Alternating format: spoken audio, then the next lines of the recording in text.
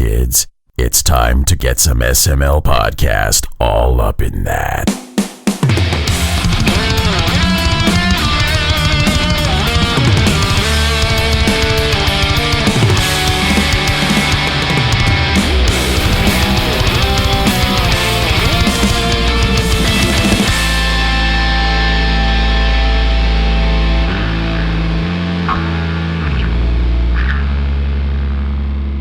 What's up, everybody? This is the SML Podcast. I am your host, Joe. Joining as usual, Cole. How are you doing?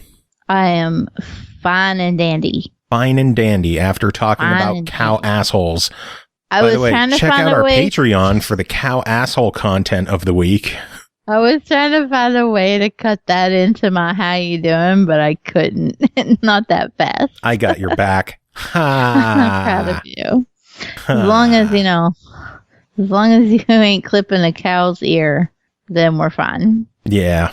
So we should put it out there. This is our final episode of the year. We're going on break after this one. We're going to be taking a week or two off. Some much needed time off. I'm going to MagFest again. You're just going to play The Sims for 3 weeks straight. Yes. Yeah. Yes. And Devil May Cry. I'm going to squeak out just enough time for Devil May Cry 5. That sounds like a fun time. Yeah. I'm not mad about it. Devil May Cry.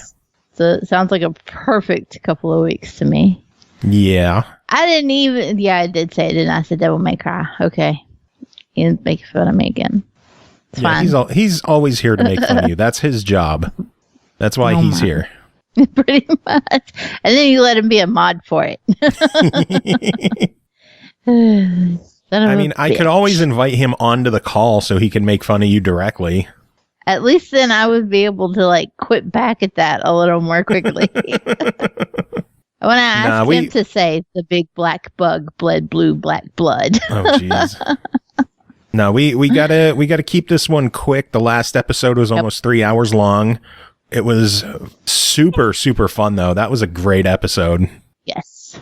Yes, it was. Our Christmas spectacular. I hope we could do that again next year. Because that was just really fun to get damn near everyone from the show all on together and just bullshit for 2 hours. Yes. That was a really I wish we time. could do that more often. Maybe not all 9 of us at once, but I do wish that it's nice to have people to bounce off of. Yeah, I'm hoping fingers crossed. Other than you. Thanks. You're welcome. Fuck you too. You're here to bounce off of, but it helps when there's extra people too. Yeah, I know what you mean. Get fucked, Joe. I'm still hoping we could get George and Grant on together. Ah, that would be fantastic. That would be an absolute shit show. That would. And then Purnell can go driving off in the middle of it again. I can't believe live on the show. Oh, what? It's only $25 at Best Buy? Go, Purnell. Go get it now. Oh man! Just left his laundry. To hear him go away and go quiet for a bit and then come back and he's on phone quality. And then he gets to the store and he's on their Wi-Fi. So his voice is nice and clear again. What I'm saying is if you didn't listen to our last episode, you should go listen to that episode. This one's going to suck compared to the last one. It really is. We're phoning it in this time. No, Purnell was phoning it in. Yeah. Literally. Oh, man. So Christmas just passed. How was Christmas for you? Christmas was great. I had 3 very happy children. I had a minor breakdown on my part, but everything else went fine. Number 3 decided literally Christmas Eve that she had asked Santa for a Pikachu plushie after specifically telling me the week before that she didn't want any plushies for Christmas this year. She had enough plushies. And I was like, baby, you can't be springing on Santa at the last minute that you wanted a plushie when you said you didn't want a plushie. And she's like, that's okay. Santa knows everything. He knew what I really wanted in my heart. And I'm like, this motherfucker. I have to take her to the fire station because I can't do this. So did you get a plushie? You know, the terrible part was there. So I got to give a little bit of backstory for this to make more sense of why I was panicking. Okay. Because in theory, the idea is, okay, fine, Walmart's still open. Go get her a fucking plushie, right? Mm-hmm. Which seems all well and good, except we only get paid once a month, and when there's holidays, we get paid a little earlier. And I was fully expecting our payment to hit on the 18th. Because that's what it did last month. And that wasn't even a holiday like Christmas. So I'm like, okay, fine. I should expect payday around either between the 18th and the 20th was what I was banking on. The 20th comes around and I bank I get my direct deposit on a Bluebird card. And if you're not aware, which nothing fucking covered it on the news, Bluebird card and all American Express cards went down on the 20th. Really? Toast. Wow. So no direct deposits were coming through. They were like, oh, well, it could take up to 24 hours for those to get in. It took them about 12 to 13 hours just to fix whatever the fuck the problem was. And like the customer service line number was down. The website was down. If you took your card and tried to use it, it was declined. If you tried to add or remove money from it, it was declined. If you had money, you were fucked. And if you were waiting on money, you were extra fucked. And I was in the second category. Damn. So, like, I thought, okay, fine. Got fixed on Friday. I can count on Monday. Monday, I will get paid. Monday, I didn't get paid. Tuesday's Christmas Eve. I am sitting there all goddamn day, frantically refreshing my email, waiting for a direct deposit. And then number 3 springs that on me, and I shit you not, I went in the bedroom and I broke down. I started sobbing. No, I was like, what the fuck am I going to do? I can't do this. And then by some miracle, when Walmart's going to close at 4 and I live an hour away, I got paid at 1:33. Damn. Cutting it close. We don't have a vehicle of our own that's legal to drive right now. And so we legit paid a friend to take Deed to Walmart on Christmas Eve an hour before closing. And there was one Detective Pikachu plushie. One. Wow. And the person in front of you bought it. And then they died in the parking lot. I kid you not, this kid sat there Christmas Eve night. Thankfully, by this point, I had the peace of mind that, yes, we have the Detective Pikachu. Everything is fine. She's going to get her plushie. It's wrapped up. It's in Santa paper. It's ready to go. Right? This kid sat down Christmas Eve night, and she was like, she kept asking me how to spell random words. And I'm like, this is never fucking good. That means she's writing a letter. Okay? She'll wing it for a lot of words. There's certain ones she just has to get right. So then, like, she writes a letter to Santa. And it says, Dear Santa, I tried really hard to be very good this year. And I hope you bring me a Detective Pikachu because I was never mean. But if you don't, I understand and love you anyway. Aww. And I saw that, like, if I had not got that Pikachu, do you know what the fuck? They'd have found me hanging from the tree in the morning. Oh my God. I wouldn't have a co-host anymore. That would have been the only option. Oh my God. That girl is so manipulative. Good thing there was one left. Oh, I don't know what I would have done if there hadn't been, but there was, and all was well. And she has slept with it last night and tonight. She loves it. She packs it around all over the place. She's happy as a pig in mud. That's good. Well, all your kids are happy. I was very confused. They finally got the Switch, huh? They did. They finally got the Switch, and they got Pokemon Shield, thanks to Joe, which they were very, very excited about. Literally all I've heard for the last 24, 30 hours, ever how long it's been since they opened that shit, is nonstop talk about Pokemon. For kids who have never played a Pokemon game, they pick that shit up very fast. And it is all I have heard. absolutely. Just this evolves into that, and I caught this, and I caught that, and I'm like, I don't know what this shit is, but yay. Lucas is apparently a Pokemon fan. No, don't. Okay, maybe not. But yeah, I have learned so much about Pokemon that I didn't know was even possible to learn in 24 hours. So I will give them credit though. They've been very good about taking turns. Like one will play for an hour and then they'll come in and say, hey, ask their sisters, do one of you want to play? And then if both of them say yes, because obviously, then the other one will say, that's okay, I'll take turn after you. And then like, there hasn't been any arguing or anything. And I've apparently had miracle children. Damn. Sharing is caring. But they also, I think they're afraid if they don't do that, it's gone. I swear to God, if you sons of bitches don't share that fucking Switch. I didn't have to say it. It's implied. When Mom puts all 3 names on a gift tag, you better fucking share it. Have you played the Switch at all? I haven't got the... Now, before I wrapped it all up, I took it out, pushed around on some buttons. I set up an account so that I could sit on my computer on the eShop. Here's the best part. They would be over on the couch, and I'd be sitting here on my computer in the middle of the goddamn living room on the eShop buying them games. No clue. So, because like there was a bunch of shit on sale for like 20 cents, right? Yeah, Nintendo does not fuck around with their sales. Xbox could learn something from Nintendo sales. And I'm like, yeah, I'd take that for 13 cents. Let's go. 13 cents, you son of a bitch, I'm in. Yeah. And before I know it, I've spent $8, but hey, they've got a fully loaded Switch with everything under the sun.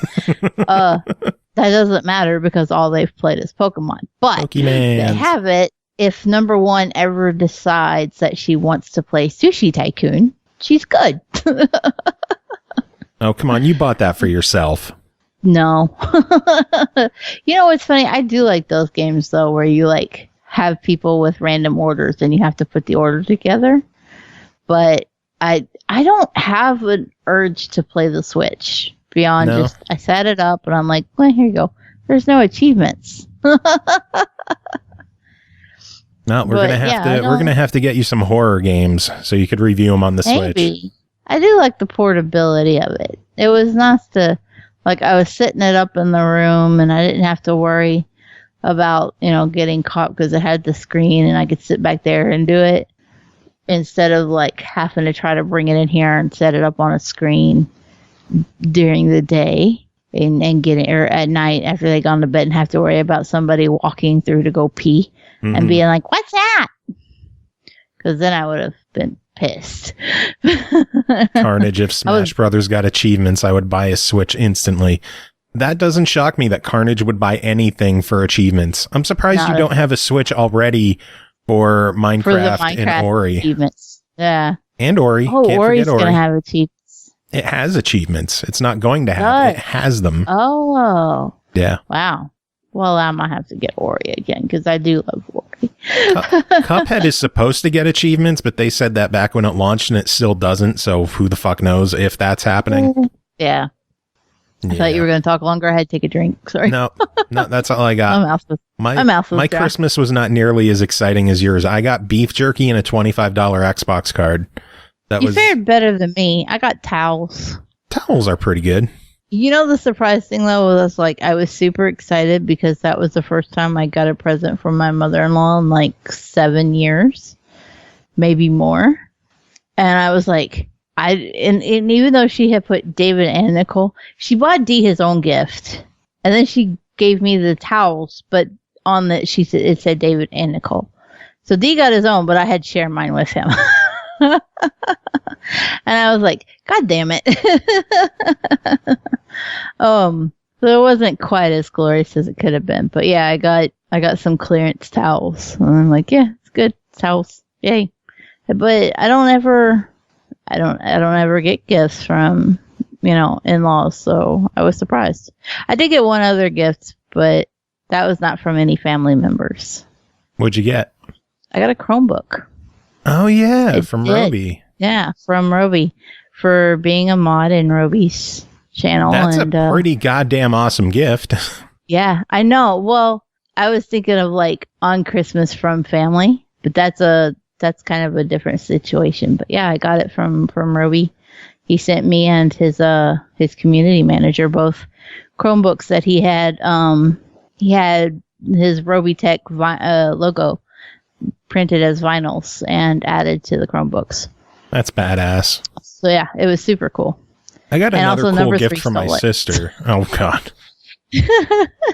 I got something cool from my sister. A couple of months ago, we went to go see the band Cold up in Scranton, our local area, and she took some pictures of the show, and she framed photographs of two of the pictures from the show.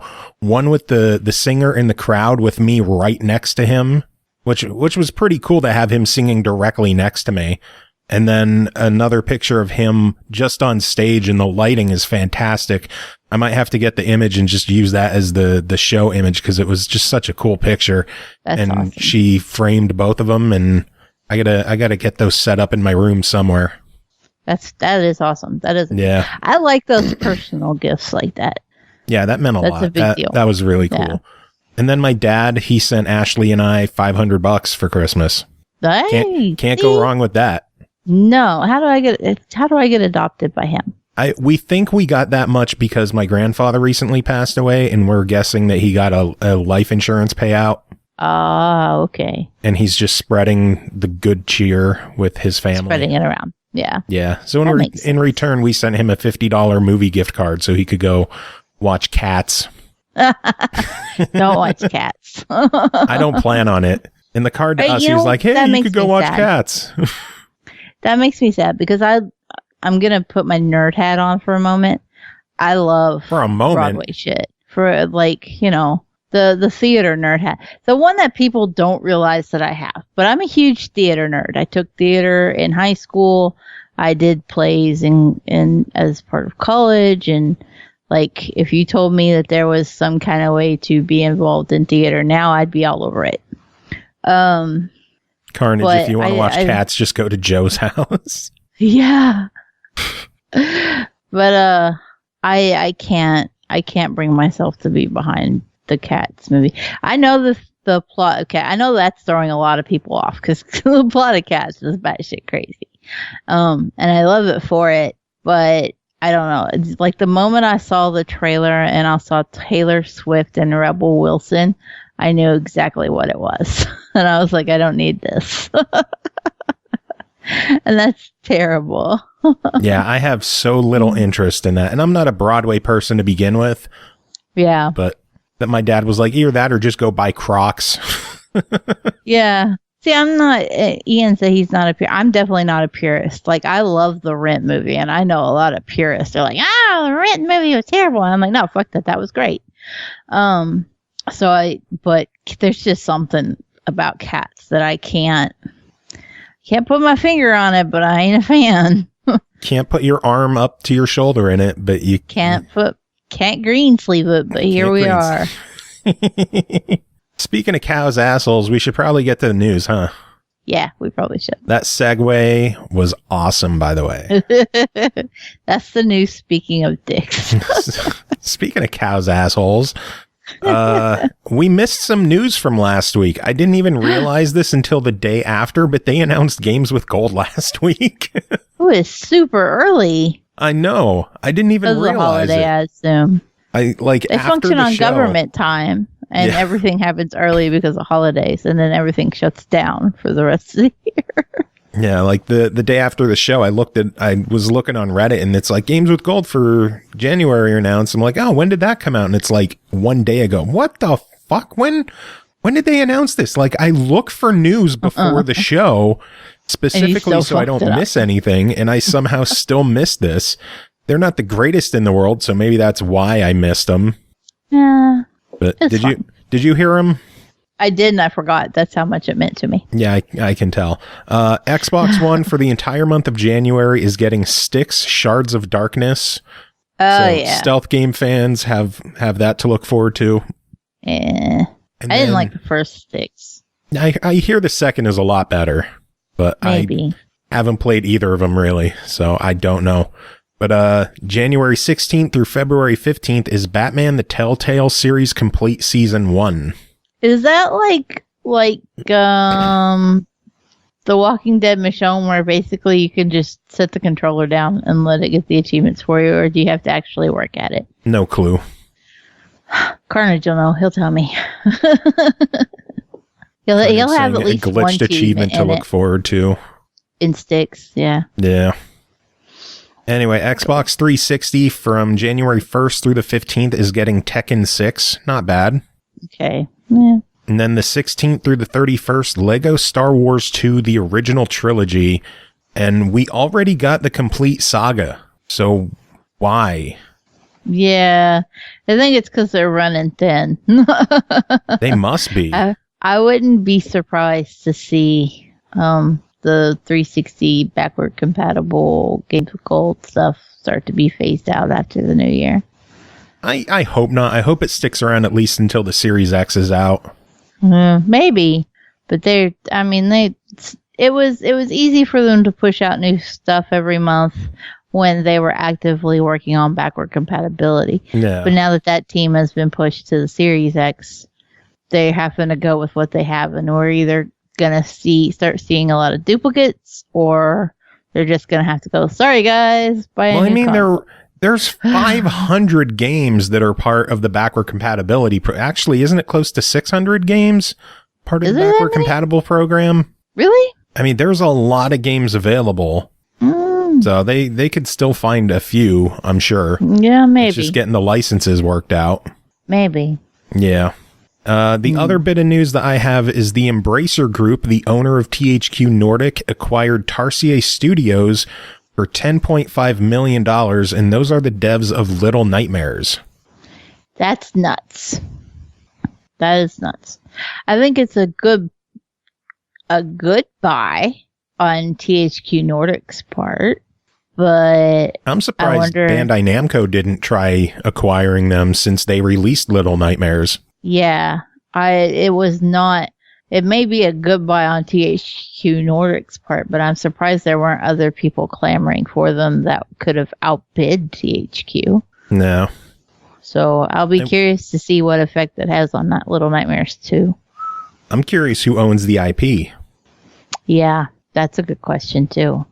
Does Bandai own the IP, or is that Tarsier's IP? Oh. SpongeBoo says THQ Nordic going all Disney and they're buying every studio out.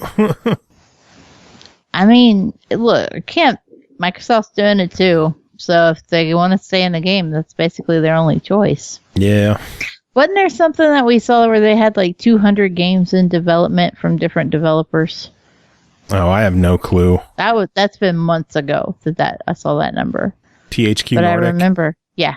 I wouldn't be shocked if it's close to that. Yeah, it was something like 200 games were in development under the THQ Nordic banner. And there's a lot of companies under the THQ Nordic banner, so there really are. Deep Silver's under the THQ Nordic banner, and Volition is part of that. So Saints Row is technically THQ Nordic, even though it'll release under Deep Silver. It's all the same family, so I don't know. But that's the news I got. Any news you want to talk about, or are we just going to speed run this bitch and jump into reviews? Let's go. Chop. We got 9 games to talk about tonight. We were only going to have like 2, but then Digerati had to go and release 7 fucking games for Christmas.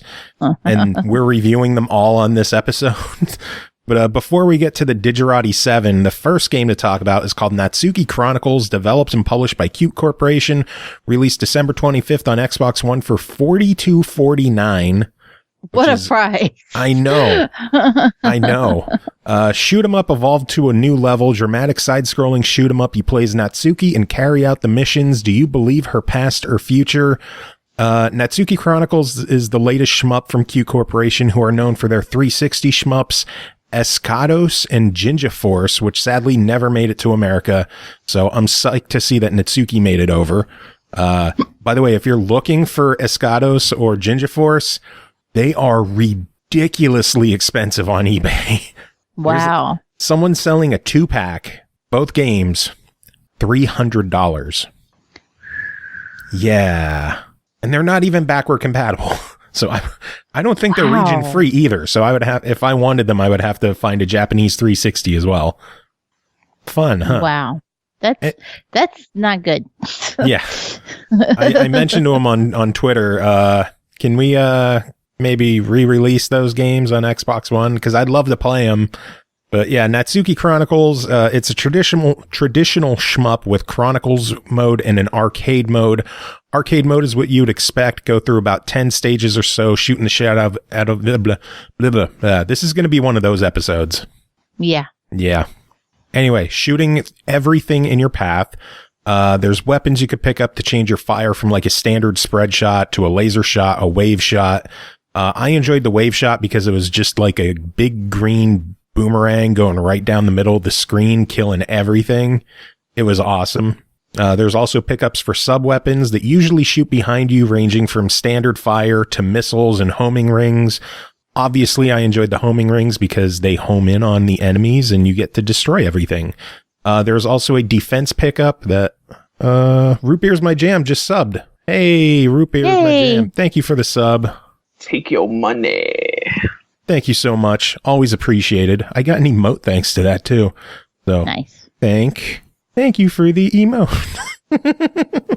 Anyway, there are also pickups for a special weapon, a defense pickup that you hold the right trigger to activate. Most of the time, holding the trigger will result in these little defense pods heading to the front of the ship and absorbing shots. You could also have them set to either the vertical or behind you. Depends on what you want to go with. There's a lot of customization in the game. They're very handy when there's a shit ton of bullets coming at you and you don't think you could avoid them all. There's also defense pickups that change how the defense pods act by either giving you additional units or having them rotate around you, which is fun. So when you get 4 of them just rotating around you, automatically blocking shots, that's fun. In addition, you have 3 shield hits with regenerating shields. So if you take a shot, it's not the end of you. Shields do take a bit to regenerate, so you have to play fairly safely, but there's a good chance that you'll regenerate your shield and you'll have kind of a safety net for you in case you do get hit. If you lose all the shields and take one more hit, it's game over though. You don't have multiple ships. It's just, that's it. Thankfully, arcade mode, it allows you to have multiple credits that you can continue on. You start off with just one, but as you play the game more and get further in, you'll unlock more credits for arcade mode. Plus, shmups are all about the replay value and chasing high scores, so you'll definitely be coming back playing it more anyway. So the fact that you can unlock more credits and just eventually work your way through all of arcade mode, it's, keeps you coming back. Arcade mode has 4 difficulty settings: easy, normal, hard, and extreme for the masochists. I tried on extreme and they are not fucking around. Wow. It is tough. It is definitely a tough one. Easy is definitely manageable, but extreme, it's for the hardcore. Definitely for the hardcore. The game grades you on your performance in stages all the way up to an S+++ ranking. At least that's as high as I got. But when I did that, I took out all the enemies, all the formations, and I got hit 1 time. So I don't know if there's something above S++ or not. It's a mystery to the world, I guess. You get points for taking out enemies, as is par for the course, but you also get bonus points based on taking out formations. And then again, at the end of a stage, based on your overall performance with enemies killed, formations destroyed, how many hits you take, and all that fun jazz. Again, replayability.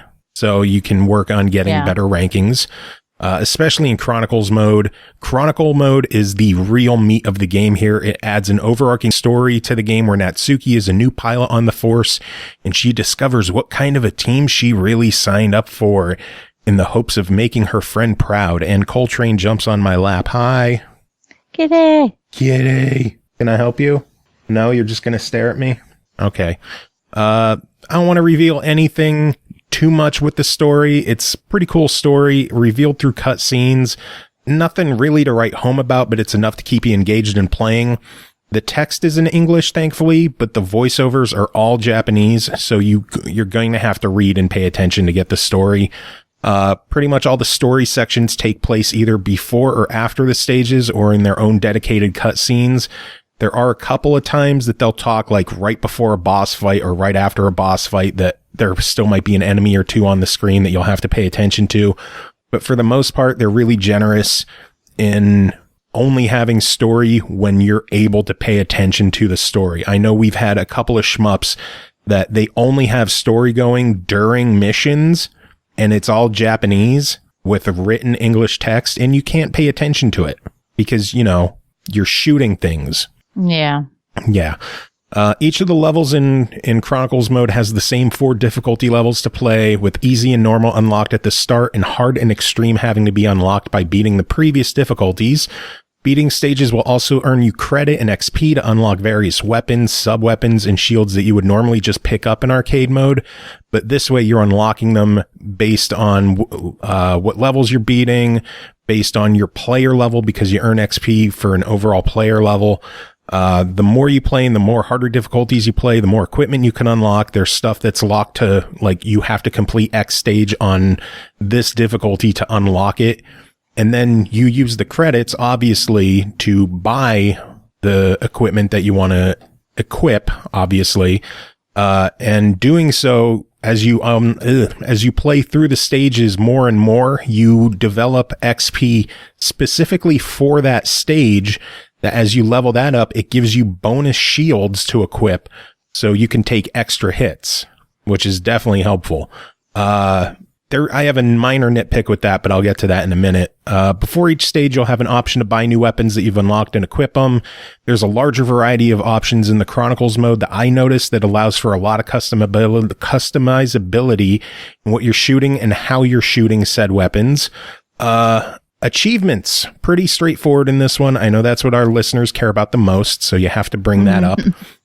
The bulk of them are for playing through Chronicles mode and beating all the stages, but there's also a couple of unique ones for unlocking weapons, sub-weapons, special weapons, getting 500,000 credits in Chronicles mode, playing arcade mode 20 times. You could just grind that out by playing on extreme and dying really, really quickly.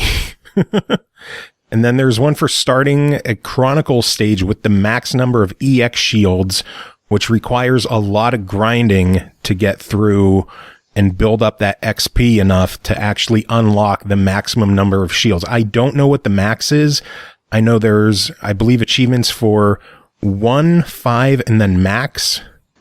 So I'm not sure how high it goes, but either way, it's going to take a lot of replaying stages to get through it. And it's, I'll get to the nitpicks in a little bit. Overall, we're supposed to be speedrunning. I'm trying. Overall, it's a fairly doable list that shouldn't be bad for completion whores and shmup fans who like to get everything in the game. I'll get to the nitpicks. First off, the hitbox isn't the most apparent thing in the world. I tend to prefer shmups that have a very distinct hitbox on the screen. But since this isn't a bullet hell, it's not really about finding the most minor of spots to dodge through, unless you're playing on extreme, but that's your own damn fault. And honestly, I couldn't tell if the whole ship was the hitbox or if there was a smaller internal hitbox, but either way, don't get hit and you won't have to worry about that. I love the idea of earning those EX shields in stages to have more shields as you replay stages, but they're unique to each difficulty as well. So if you play a bunch on easy and you unlock 5 shields on easy, those don't carry over to hard, which annoyed me. Yeah. You'd figure that if sense. I can understand that you don't get those shields from level to level, you have to earn your experience per level. But I really wish it would let you earn the experience per stage completely and not per difficulty. It leads to just way too much grinding, and it puts me off from wanting to try the hard and extreme levels, and I'll stick with easy and work on getting my shields there and get my achievement and move on. Yeah. Overall, the game has a weird price at $42.49, which seems pricey, but shmup fans should know that Japanese shoot-'em-ups are generally on the more expensive side to begin with. So honestly, the only thing that bugs me about the price is how weird of a number it is. Like if it was $39.99 or $44.99, I wouldn't bat an eye, because no matter what the price is, I think it's worth it. But just at $42.49. It's just so weird. It bugs me. Is that OCD? Is that what OCD is?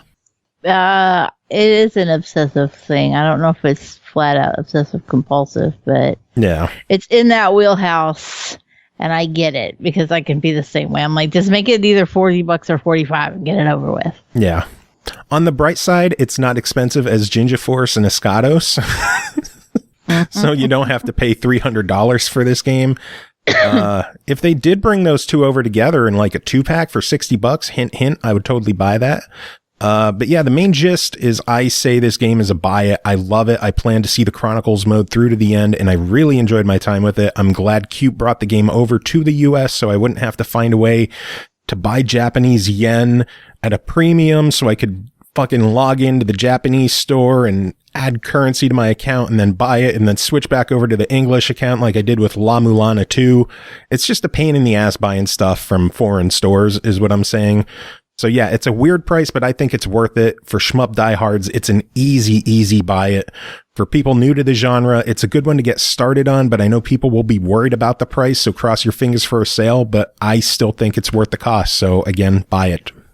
That's okay. I'm stuck on the whole idea of like you went through converting money USD to yen to buy a game. Like I'm not surprised, but I'm stuck on it. Like fucking Joe, that's so you. I've imported a couple of games. I got Earth Wars before it came to America as what the fuck was the American name?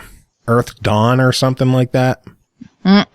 I figured they were never bringing the game to America because it took months for it to come here, and I gave up waiting for it, and I bought the import on the Japanese store, and then like 3 months later they announced an American release. I'm like, son of a bitch. Did Ashley want to kill you for that? I don't think she knows. Oh jeez. I don't think she cares. She's like, here's your money, do what the fuck you want, whatever. Just leave me alone. Let me watch Netflix. Go away. Anyway, next game to talk about is called Debris, developed and published by Moonray Studios, released November 22nd on Xbox One for $12.99. An atmospheric first-person narrative adventure set in a surreal seascape locked between ice and rock. Following an incident, you and a friend must find power, defeat strange and deadly creatures, and decipher what mysterious forces are attempting to prevent your escape. Escape together or die alone. Cole, tell us about Debris. So for Debris, you play as Ryan, who is a videographer that has been hired to film a promotional ad for Atla, a company that has been doing some questionable tests on this debris that is underneath of Antarctica. It's melted away some of the ice shelves and caused this insane underwater tunnel system.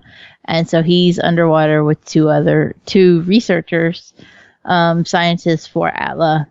And it is an event occurs which leaves them trapped. Speaking of Debris, Awesome Prime dropped biddies while I wasn't paying attention. So dropping Debris, George. Dropping bits! Dropping Debris. Oh my God. So it's up to you and the other two that are with you to get out from underneath the ice and survive. Excuse me, I'm still horribly sick. Deal with it. Not as bad as I was, but it's still a thing. I forget where you said you heard it from, but apparently somebody had compared the game to Firewatch. Yeah, the devs said that it's like Firewatch, but with two people. So I don't know that they've played Firewatch. I can get what they mean with the comparison, but there's definitely a lot more going on than in Firewatch. So I want to say too that I think that the Firewatch reference might have gave away some of the narrative for me. Like I'm fully committed to how I think this game ends, even though I have yet to see the ending, and I'll get to why. But like I'm fully committed to what I think is going to be the end of this game. I don't think there's going to be a plot twist for me. I think I'm going to be like, well, yeah, that was given. That's going to be horrible when that happens. I would have compared the game more to like Soma or Narcosis.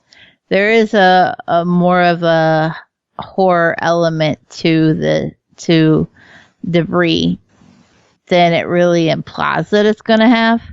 I think there's just the aspect of you're trapped in the water and that shit's scary all on its own. Yeah, people with thalassophobia are going to want to avoid this game. I am terrified of water. I can't swim. I don't like the whole idea of being in the ocean. None of that is impressive to me. I don't want to deal with it. You throw in the cold too, and I'm like, fuck this shit. So obviously for divers to survive in the Arctic, they're in Antarctic, they need special suits that are going to keep them warm, keep them oxygenated, and all that good stuff.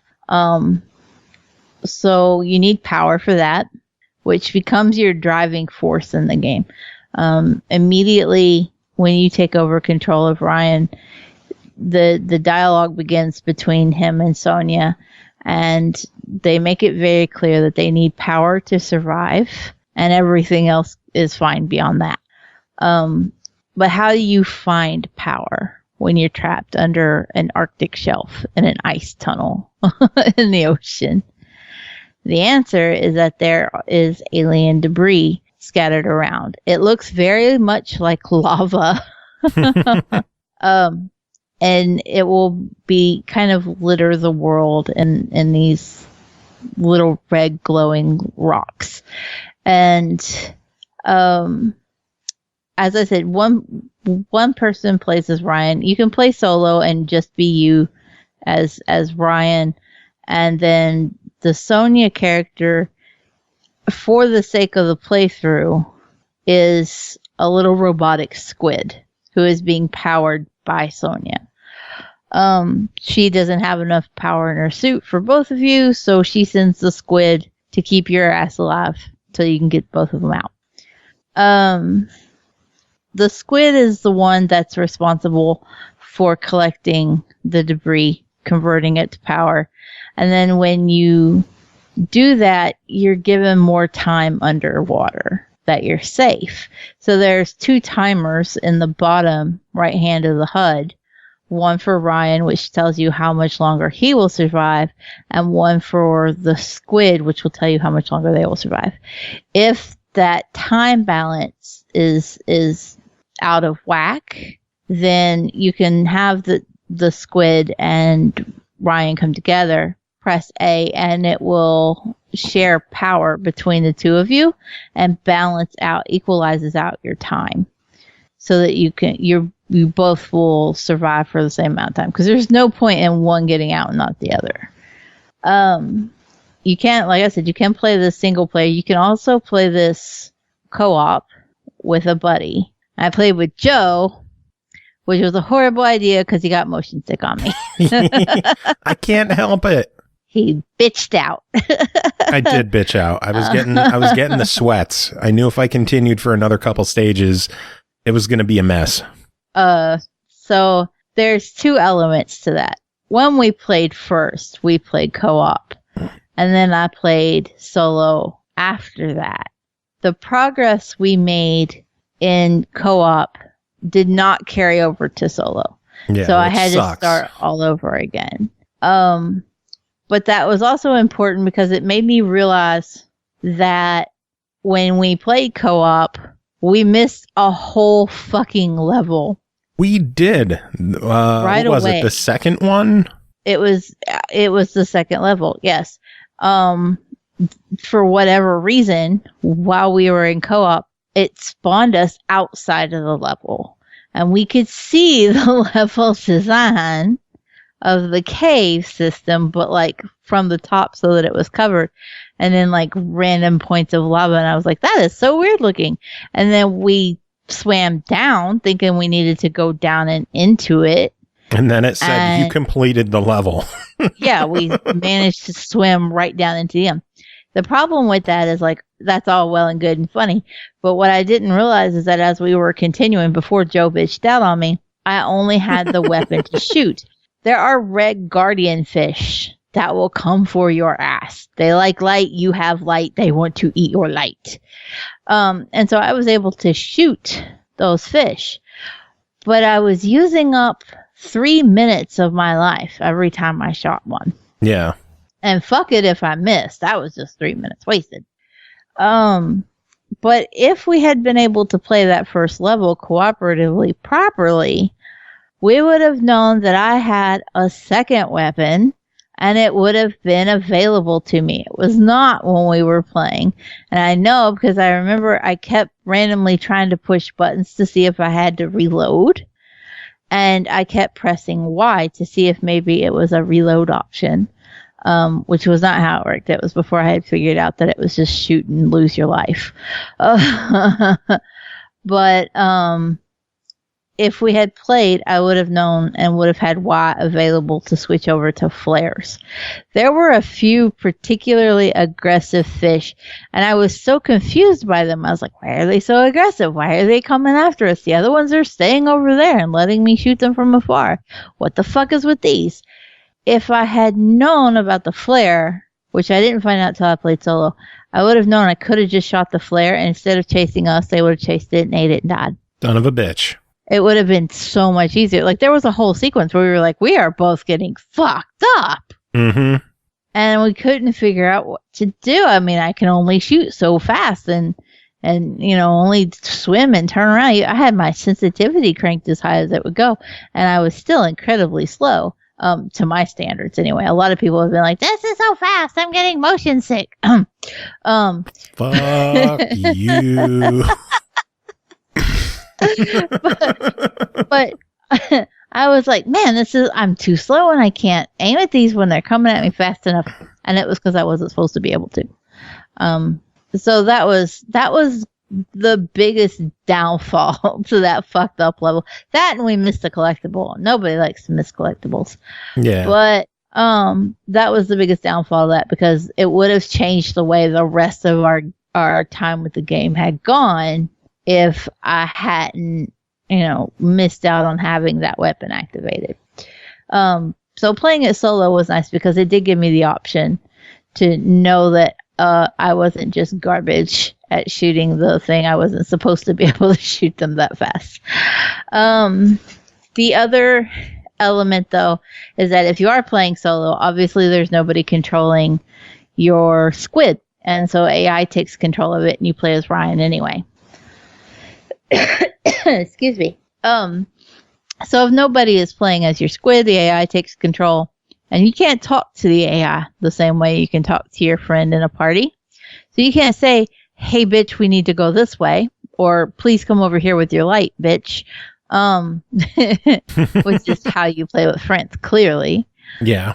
You shit talk me as much as possible. I do it to everybody. I can't help myself.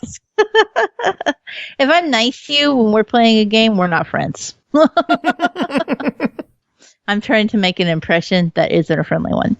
Now, if I call you bitch, make fun of your height, things like that, you know that you're in, you're good. So not being able to yell at the squid can make some things a little more difficult.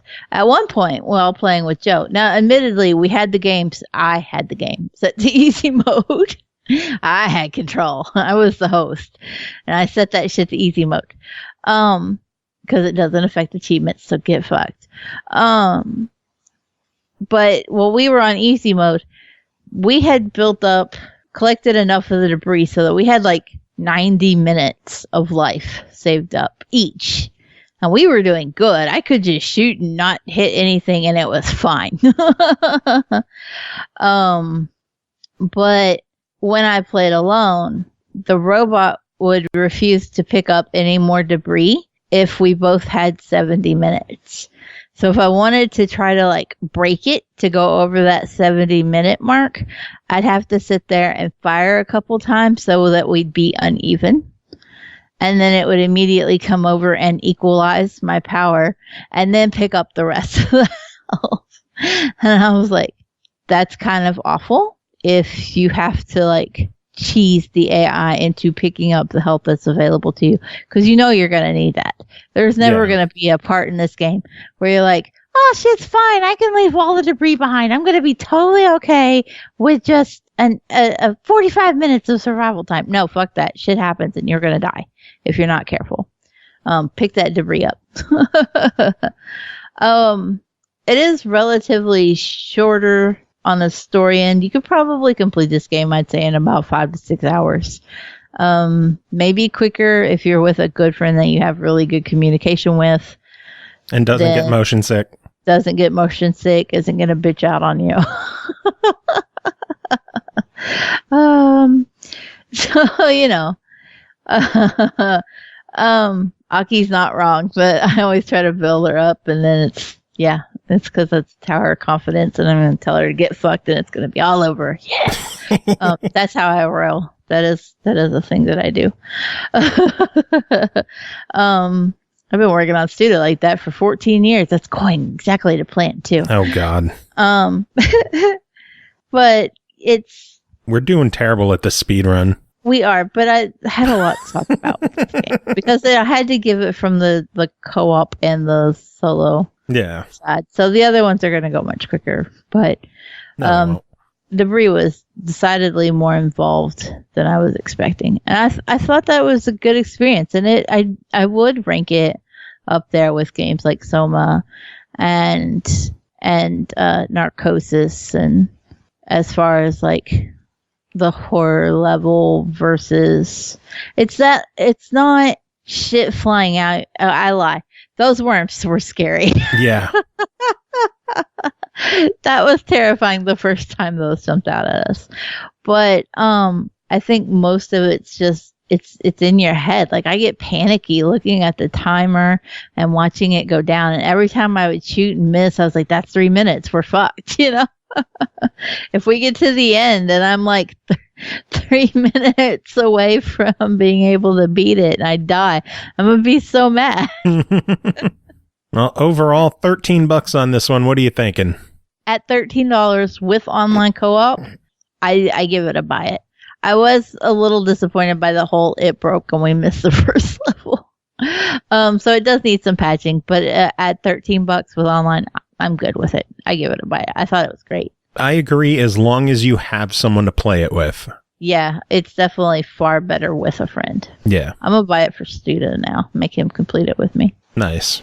Yeah. Well, it's Digerati time. We got 7 Digerati games to talk about. The first one is XenoRaptor, developed by Peter Cleary and Tarsier Studios, published by Digerati. Released December 17th on PS4, 24th on Xbox One, 25th on Switch for $14.99.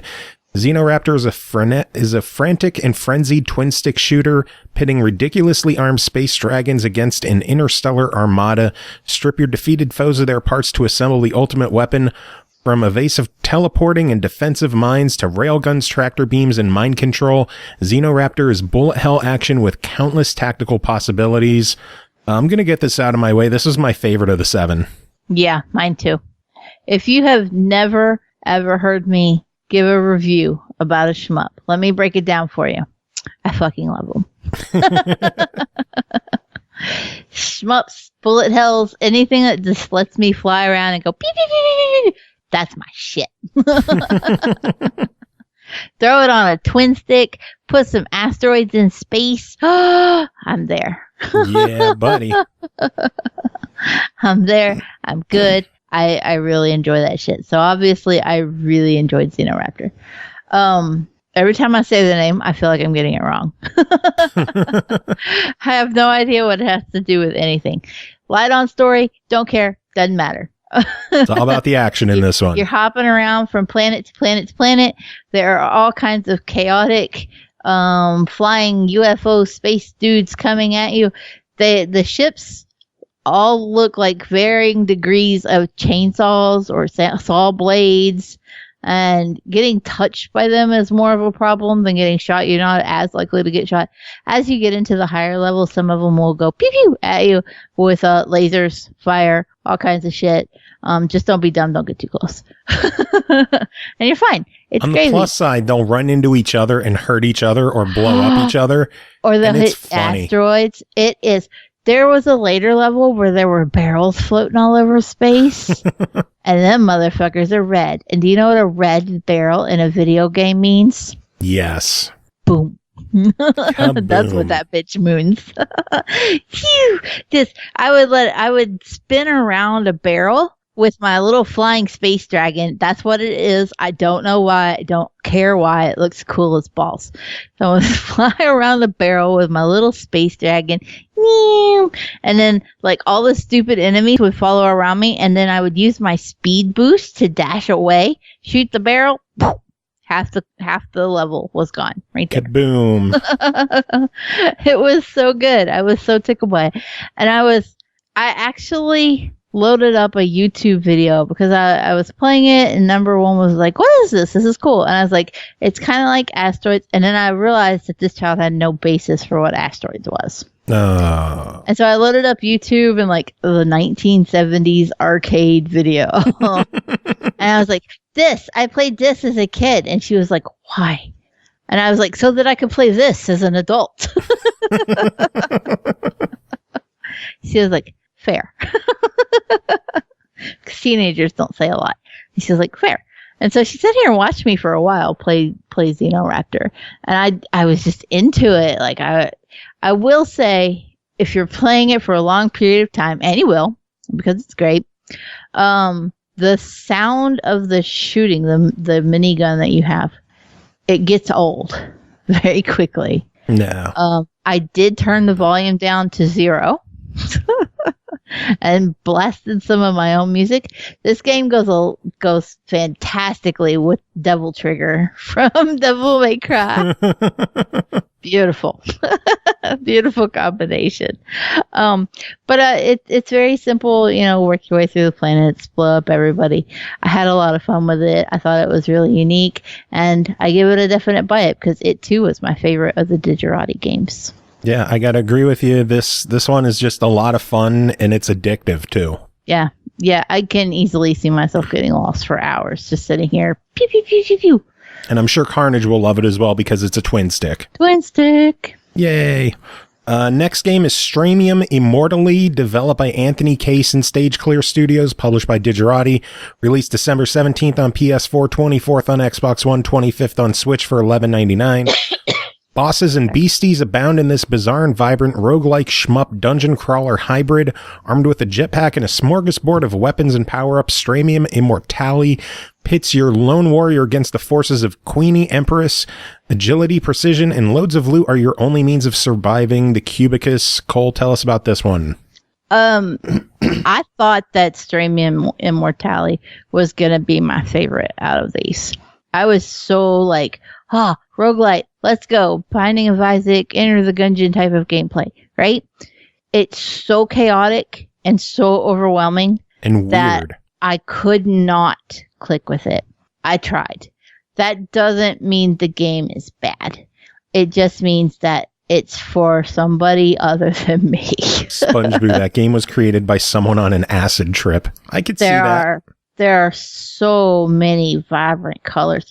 I didn't put it in my notes. I feel like if I remember correctly, it started off with scan lines and stuff, and I had to go in and turn that shit off. Yeah. I can't do that. But it is just see, Carnage said, the scan lines and stuff.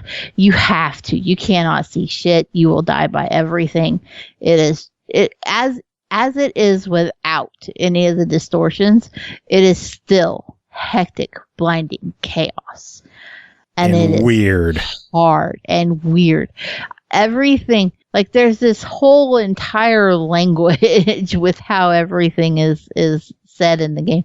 It's very quirky, and I wanted to love it. And that's why I can't sit here and say it's bad. It's just that it's for somebody that isn't me. Because these are elements that in a lot of games, I'm like, this is great. But they're all thrown in to Stramium. They kind of feel a little like shoehorned. Because it's just everything, Yeah. It's like they were like, take a little this, take a little that. You know that meme where it's like, I season food until I hear my ancestors whisper, "Stop, child." Nobody told this guy to stop. And that's probably the greatest problem with Stramium Immortality. It's got all the right building blocks. It's just maybe not put together optimally. It's tough, too. It is hard. It is not an easy love game. To tell you, like, I'm relatively good at roguelike. I'm not, tooting my own horn or anything here. Toot. But, but I'm pretty solid. I can beat, I beat Mega Satan on Binding of Isaac with like a couple different characters, so I do fine. I didn't get anywhere in Stramium. I put time in. I'm like chugging away. Like, I couldn't do it. I'm sorry. If you like a good hardcore, visually strong and quirky roguelite, yeah, it's a game for you. But for most people, it's gonna be just be too weird. Yeah, it's just a little much. So with that in mind, I think I would give it a little more of a hesitant try it. I think you should if sitting here saying it's neon and scan lines and you're like, fuck yeah, then hey, by all means, give it a go, because it's not bad. It's just niche. This is a game that would be great for people who are like really high. Yeah. No, like I could see somebody like running out of their house and going like, the giant worms are coming for me, and I said high, not tripping balls. You start off high, but you're tripping balls by the end. You had to trip balls to make the game. You're going to feel like you're tripping balls after you play it, too. Yeah. Speaking of games that were most likely created by someone who's tripping balls, next game is called Tamashii, developed by Vinkenter and Stage Clear Studios, published by Digerati, released December 17th on PS4, 24th on Xbox, 25th on the Switch, this one for $11.99. Inspired by obscure Japanese games from the 90s and late 80s, Tamashii is a unique puzzle platformer set in a distorted world of striking horror and unsettling imagery. This game, like, Stramium is weird. This game is fucked up.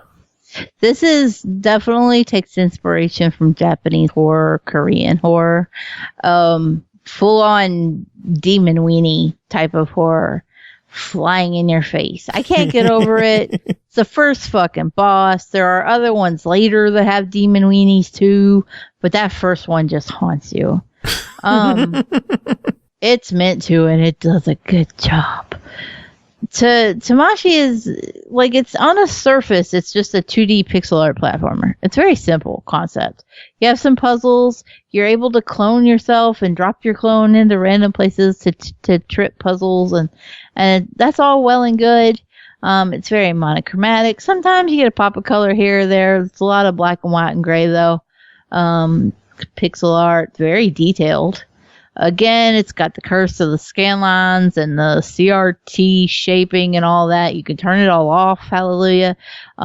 If you're going to fight the demon weenie boss, maybe turn it back on to distort the weenie a little bit if there are kids around. But if you want full demon weenie, turn it all off. You can see it. It's all in the glory. Go with the dong. You need the dong. There. It definitely improves gameplay. Maybe a bit of a distraction. I probably had to spend a little extra time with that boss than I really wanted to, because I just kept going, there's a weenie. It's just demon weenie, just there. Have you never played Dante's Inferno? I haven't, no. But I have heard there's demon weenie in that too. Oh, there's gigantic demon weenie in that one. You need to look up the video. Yeah, it's been on my want to play list for a long time, but I just have not had the chance to play it. Hot too. Yeah. I think one of the best things about Tamashii is that it's very, like, the moment you start playing it, you're like, holy shit, this is Asian horror. And then you find out the developer is Brazilian. And you're like, that's impressive. How many fucking Asian horror movies and horror games did he play to be able to knock it off that well? Because it is, if that's your thing, like, Tamashi's going to hit the nail on the head with a demon weenie. You're not going to be disappointed. you tell what really stood out to me about the game. Just a little. If I had any complaints about it, it's that it's difficult to navigate. You have to go through the different temples and solve the puzzles.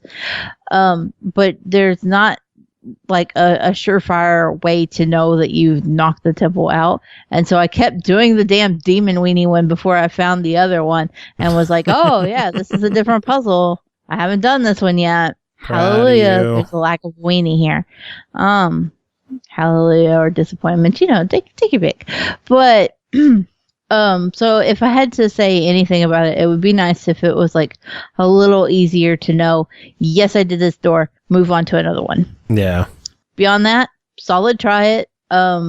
Again, it's for a very set niche. Not everybody's going to jump on that crazy, Asian horror train. That appeals to a certain type of horror fan. And it's just not for everybody. Yeah. But it is well done. It's well executed. Plays well. Controlled surprisingly well. I didn't have a lot of hope for the controls, and I was very surprised. So yeah, solid. Try it. I agree. And again, this is something that if you like weird, you're going to enjoy this. Yeah. Speaking of demons, next game to talk about is called Demon Pit, developed by Psychic Software, Doomcube, and Tarsier Studios, published by Digerati, released again December 17th on PS4, 24th on Xbox One, 25th on the Switch for $9.99. Arise, Demon Hunter, it is time. The years you spent slaughtering demonkind in the mortal world did little to cleanse your soul. Your sins have been laid bare and you have been judged. You are damned for eternity. The pit awaits. This is your game. Where the hell did all this story come from? A game where you're in one room that constantly changes with wave-based horror.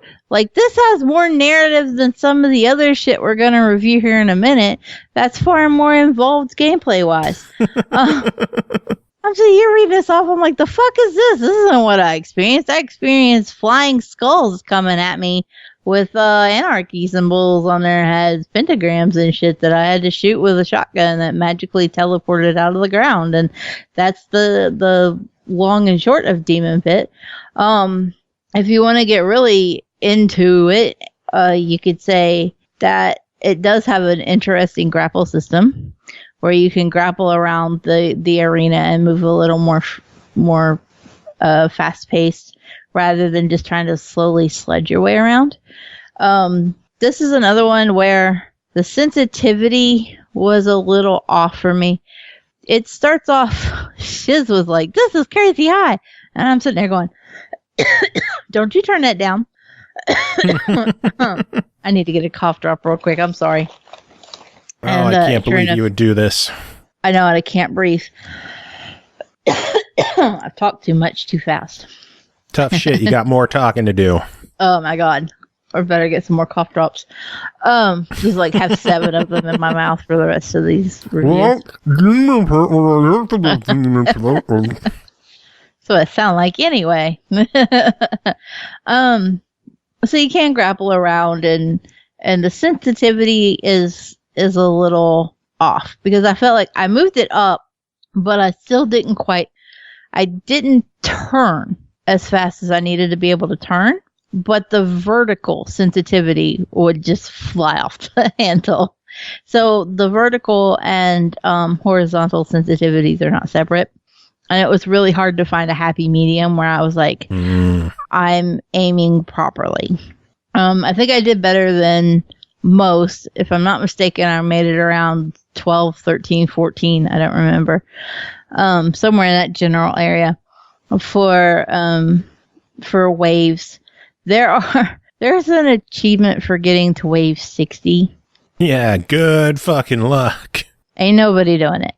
Look, first-person shooters, wave-based shooters, that's my shit.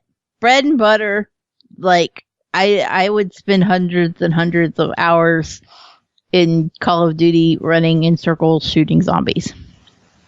So, sticking me in an arena that constantly changes with different beast, demon type enemies that are skeletons and skulls and cranky dudes with chainsaws and machine guns.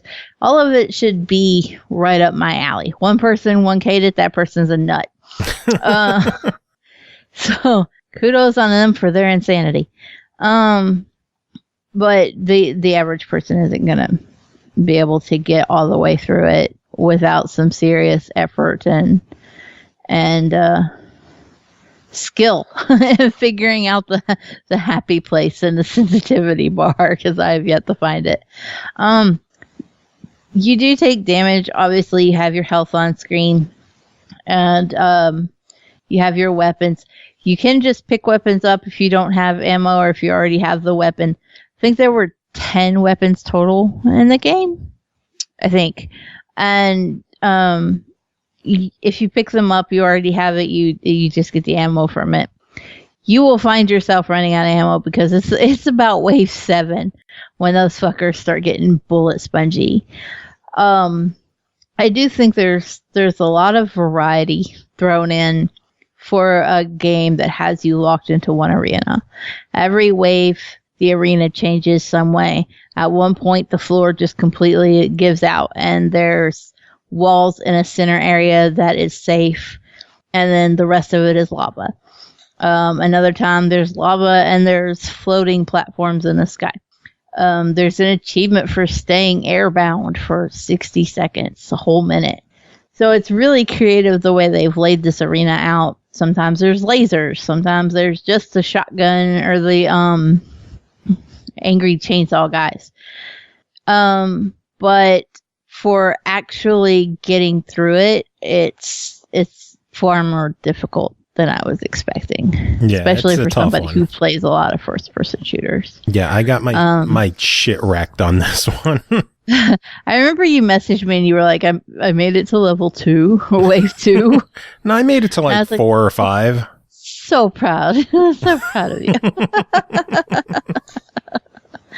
So yeah, you were like, I can't wait to see how long it takes you to 1K it. And I was like, no. I'm good. I thought you would do it. You let me down. I didn't expect it to be that difficult. I really did. Like, I felt like I should have gone in there like Hercules style, like pounding on my chestnuts. Yeah. No. Well, for $10, what do you think of Demon Pit? Again, it's a little nichey. It's gonna fall into people who like if you want a bastard love child between like Doom and Ziggurat, but without the roguelite element, then it's just like stuck in one room, then you would be into Demon Pit. But just go into it knowing that the average person is not going to complete that game. Yeah. No, like, we got more demons on. Oh, go ahead. Yeah, if you're fine only seeing like 10 waves, go for it. Yeah. Well, we got more demons on the way with Demons with Shotguns, developed by Mineshaft Games and Stage Clear Studios, published by Digerati. This one released December 17th on PS4, 24th on Xbox One for $12.99. The ultimate couch fragger jib fest. Armed with a powerful boomstick and bullet-deflecting shield, up to 4 players wage unholy war against each other as they compete for souls in 9 different local multiplayer game modes, plus wave mode for 1 to 2 players included, across 4 realms and 40 arenas. This is demonic local multiplayer action at its bloodiest. Cole, you have local multiplayer options, so... What did the family think of this one? Well, I only have one that's old enough to play a game like this. Because let me be clear, there's an angel smoking a cigarette as one of your character options. There are a ton of different characters. If the characters make any difference in how you play, I couldn't find it. It was very minor. But I don't think they had any effect. I think it was a skin type of issue. It's this is so stupid simple for a game that's why it works, if that makes sense. You have people in a room. We played it more cooperatively than versus.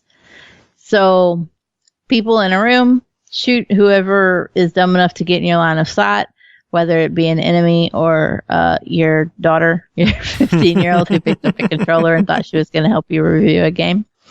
Bam! Mom! God damn it, Mom! Yeah, like sometimes I think she grounds me because I am a horrible person to play co-op and versus against. I have no shame. I may have brought you into this world, but in a video game, I will take you out. Which is fun. And then you got to wake her up at 5 a.m. So it's stupid simple because it's just, jump in, shoot whatever moves, get the fuck out. You do have grenades. It's holy water. That's amusing. We did a lot of wave-based combat where, like Demon Pit, clear everybody out, and then another wave of enemies would pop up. There were a couple of things that got me, though. You have a shield, you have your shotgun, because demons with shotguns, and you have your holy water that you can throw. But if you're dumb like me and get yourself trapped in a corner, and you're using your shield in the corner, which is a headstone, by the way, then if an enemy gets like right up on you, because some of them will just get close to you and attack you, and they don't shoot or anything like that. If you're unfortunate enough for that to happen, where like a dog is on you and it's barking at you, the moment you move your shield to shoot them, you're dead. The moment that you move your shield to throw something at them, you're dead. They never back away. They never have like a give up button. That you're just perpetually stuck there forever with the shield, and there's nothing you can do but just accept your defeat. That kind of defeats the purpose of a shield. This would mostly be my problem with like if I was the only one alive and I would get backed into a corner and I'd think, oh wait, I have a shield, I'm fine. And I'd put shield and then I was like, okay, but how am I going to get out of this? No. And you can't because you die. Other than that, it's a lot of frantic action, super fast pace. I love all the cast of characters. They're all quirky and weird and kind of morbid. Yeah, I like the card system in the game too. All the different power-ups are like tarot cards and fun stuff like that. Did you have a better luck at understanding them? Because to me, I was just like, oh, a card, and I'd grab it no matter what would happen, and then I'd realize that I died to something dumb, and it was me picking up a card. I didn't really. Not all the cards are good. The skull ones I figured were the bad ones, so I tried to avoid those, obviously. Yeah. Because one of those, I just picked it up and immediately died. There was one with a moon that fucked me, and I don't even know what it was or what it did. I think that it's a cool mechanic, and it changes up the game, but could be explained for the life of me, I have no idea what was what. I was like, card, and I'd risk it because fuck it, why not? But that was really the only particular issue. That and getting like trapped in corners were the only issues that I would really have. I thought wave mode was just obscenely hard, at least single player. Like everything kills you instantly. And it was just ridiculously tough for me to, I got to be better at shields, I guess. Mm-hmm. That was the first thing I had to learn. Because if you can run out of ammo. And the first thing like I had figured out was, holy shit, if I reflect it from the shield, it kills them and I save bullets. And so that became like a really important notion to it, was figure out how to kill as much as possible without wasting ammo. Yeah. But there's some things that you just don't have a choice because fuck those dogs. Well, $13 on demons with shotguns. What do you think? I think there's a lot there. If you have people to play with, that's great. I do wish it had online. I always wish it has online. I only like playing with my kids in a moderate degree. And so I'd rather play with my online friends because I can cuss at them. So, but for $13, I do give it a very recommended try it. But it would be nice if there were a few things that were better explained or just smoothed out. Yeah. Bots would have been nice too. Bots are always helpful. Well, except for when they're not, but they're mostly helpful. Yeah. As soon as I said that, I started thinking of all the times I've been like, fuck bots, because they were garbage. They have their moments. Yeah, true. Okay. All right, next game is Odalis, The Dark Call, developed by Joymasher and Click Team, published by Digerati, released December 24th on Xbox for $11.99. The old gods have forgotten this land. Odalis is an exploration action game inspired by Ghosts and Goblins, Demon's Crest, and Castlevania. You play as Haggis, a battle-weary warrior who must wield his sword once more to rescue his son from darkness. Your character's named Haggis. Buy it. That's my review. What do you have to say? Haggis has had some really shit luck. Like, his luck is garbage. His kid gets abducted by the darkness. His village gets burned down. Like, shit just doesn't go this guy's way. And it's up to you to help him get some revenge. And you're going to do it with axes and spears and torches. And that's fantastic. And I've mentioned it a million times before on the show. I fucking loved Ghosts and Goblins. So anything that's inspired by Ghosts and Goblins, I'm here for it. Mm-hmm. I'm down. Gimme. Especially if it's like Odalis and not as hard as Ghosts and Goblins. I was so surprised. I was like, this is stupid easy. I'm a monster.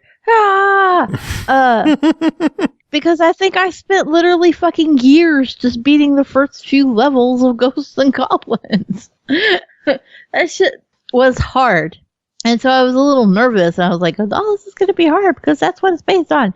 No, it's fine. I've seen a lot of people compare it to Castlevania. I haven't played Castlevania. My experience with Castlevania was Bloodstained. So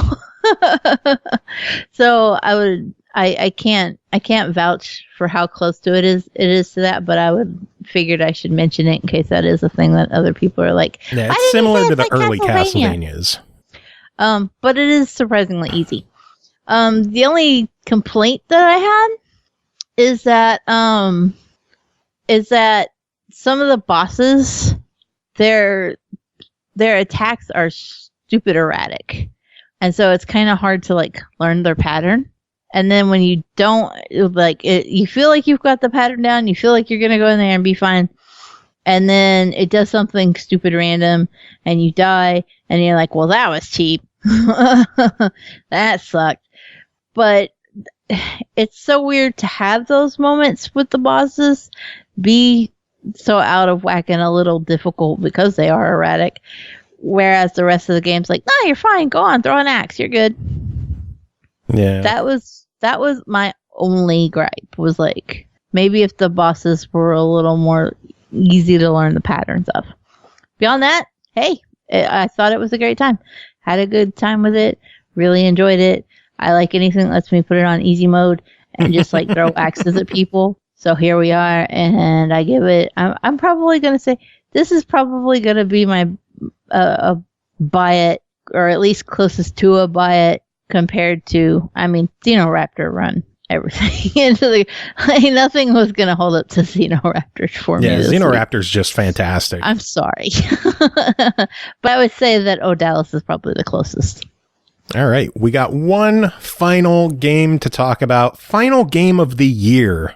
Yeah. Isn't that crazy? Final game of the year. Yes. Goes to Oniken, developed by Joymasher and Click Team, published by Digerati, released December 24th on Xbox for $9.99. In a post-apocalyptic future controlled by a sinister corporation, ninja mercenary Zaku is the last hope for humanity. Inspired by the demanding gameplay of 8-bit action platformers, Oniken puts your agility and swordplay against a gauntlet of enemies, traps, and challenging bosses. If Odalis is Castlevania and Ghosts and Goblins, this is Ninja Gaiden. Yeah, basically. Yeah. I didn't play Ninja Gaiden, but I remember seeing it a lot. David played it, and I was like, I recognize this. It does kind of feel like the narrative is just kind of vague and there as a thinly veiled excuse to let you hack and slash your way through 6 levels.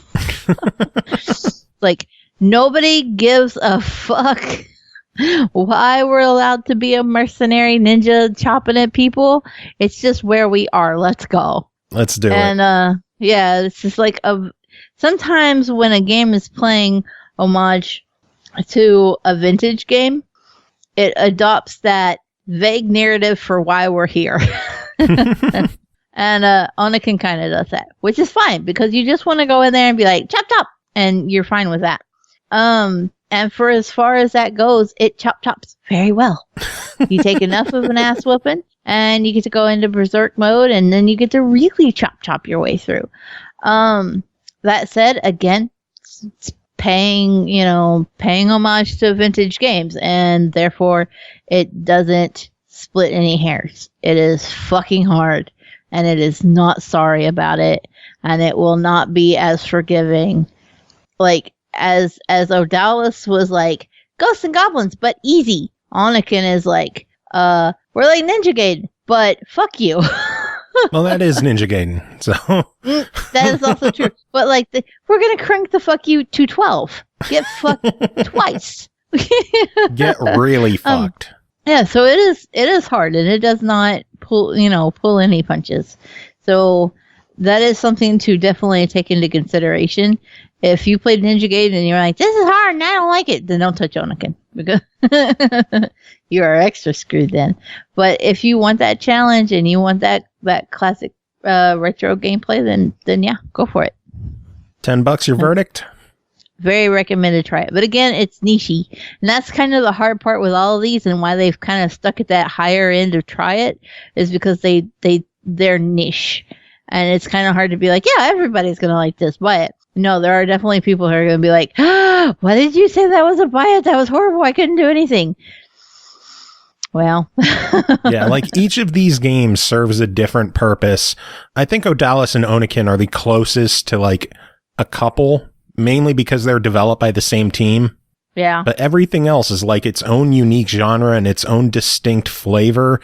I think out of the 7 games, it was a really, really solid lineup of bizarre, fun, action, excitement. Yeah. They just covered all the bases, and I think out of the 7 games, they did a pretty good job. Yeah. I think I remember one of the first interviews we did with Digerati, like way back when I was still locked in the bathroom on a cell phone. And I remember asking how they chose the games that they took under their wing to publish. And they said, we look for the crazy, out of this world shit that nobody else would touch.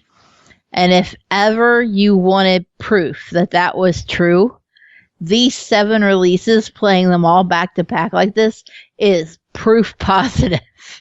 That is exactly what they do. Yep. They look for the weird, the niche, the kind of games that would normally get a second glance from other publishers, and they give them a shot. And I find that incredibly impressive. There wasn't a single one of these games where I was like, this is broken garbage. And I've played broken garbage and said that on the show before. Yeah. Never at any point where I was like, this is broken, it's unplayable. Yeah, some are hard. Some were definitely not for me. Some were more attuned to my taste. But they literally like ran the gamut of possible game combination types. And even with as weird and crazy as some of them were, I still managed to find one that I'm going to be like, fuck yeah, I'm going to play this while I don't have to. Well, out of everything you reviewed this week, what's your pick of the week? XenoRaptor for solo play. But I really want to finish co-oping with somebody who won't bitch out on me. Debris. So I had to split the hairs there. But if you're watching stream, I have a message for you. You're number 1. Can we get you a Dramamine band? Like C-bands? I just need a fan to put in front of me. Yeah. Like when I get car sick in the car, I just roll down the window and stick my fingers out the window. Maybe you could you were playing as a squid anyway, so like sit with your hand out the window and like wiggle your fingers a little bit. Because you didn't have a lot of control options anyway. We'd be fine. Well, we could go back to it and play some more. I can't do it all in one stretch. That's my problem. Yeah.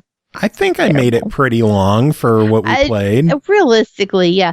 When I went back and was replaying solo, I was like, did it okay.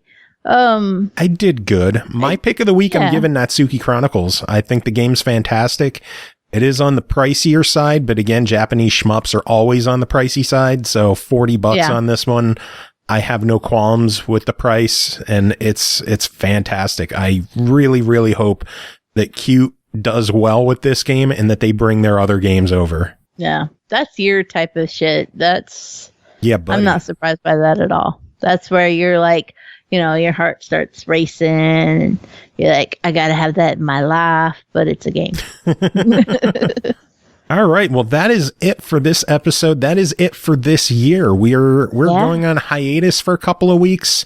Probably a week, 2 weeks. We'll see how things are going after MagFest and if we got games coming in, what's going on. I'm sure once January rolls around, shit's going to start picking up again. So, yep. When is MagFest? MagFest is next week. In 1 week's time, I will be at MagFest. The 3rd? 2nd? 2nd through the 5th. Are you going to do a whole week of recovery, or are you just going to come back and dive back in? I don't know. We'll see. We'll see if I get the itch. We'll be back on the 9th. Otherwise, we'll be back the week after. We'll find out. All right. Yeah. Watch Maybe Twitter. I'll flip a coin and just keep up to date with us on Twitter, on YouTube. Again, we're on Spotify. We're on Google Play. We're on iTunes. You could find us everywhere. Just keep an eye out for when our episodes start rolling again. It's been a great time. It has been another great year, and I am looking forward to 2020. Carnage said we're on Tinder. Yeah, that smells on Tinder. Boy, do we got some explaining to do. A lot of dick pics, and they're not mine, so go figure. How do you think I get references for the coloring book? Music. What do you say? We end the year with some Stemmage. We play him the most. We might as well finish the year with him. I think the way it's got to go. It's got to be that way. It's got to go. Yeah. Right, Grant? What's that you said? What? That's what I thought.